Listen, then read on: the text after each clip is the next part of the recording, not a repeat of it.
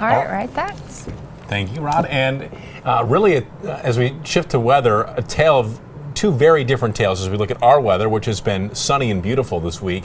And now we are seeing that New Orleans is actually getting a hammering from Tropical Storm Isaac. And Scotty, you've been watching that system too, and boy, the poor folks of New Orleans watching these pictures, the rain everywhere. Yeah, it really is the main threat, Susan and Tom. Good morning to you. Good morning, everybody.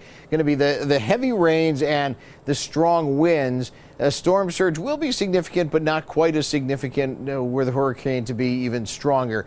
We've lucked out in a couple of ways here along the Gulf Coast, and that is that Hurricane Isaac was a tropical storm for a long time, didn't strengthen very much, and so it made landfall as a Category 1 hurricane with sustained winds now of 80 miles an hour. So that's a relatively weak hurricane. Obviously, it's still causing significant damage, and one of the big reasons that it's doing that is because it is such a slow mover. Even now, it's just kind of meandering over the Louisiana Gulf Coast with the rain bands extending up into southern Mississippi.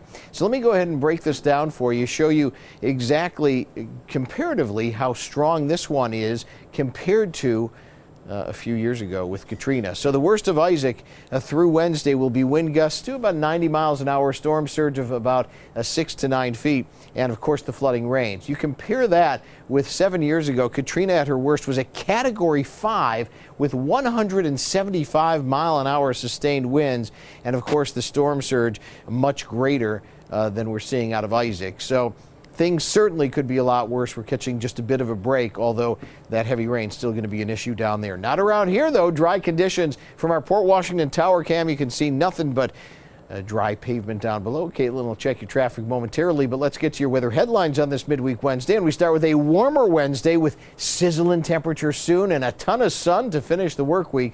Outside now 57 in West Bend, 62 in Waukesha, 61 in Racine. And the mild air moving northward already to the west, 70 degrees in the Twin Cities and Des Moines, Iowa.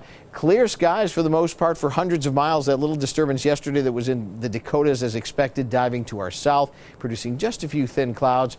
Here comes the leading edge of warmer air lifting to our north. That's going to send our temperatures skyrocketing tomorrow. Mostly sunny and warm up to 81 degrees today in your Storm Team forecast. For tonight, clear and mild down to 67.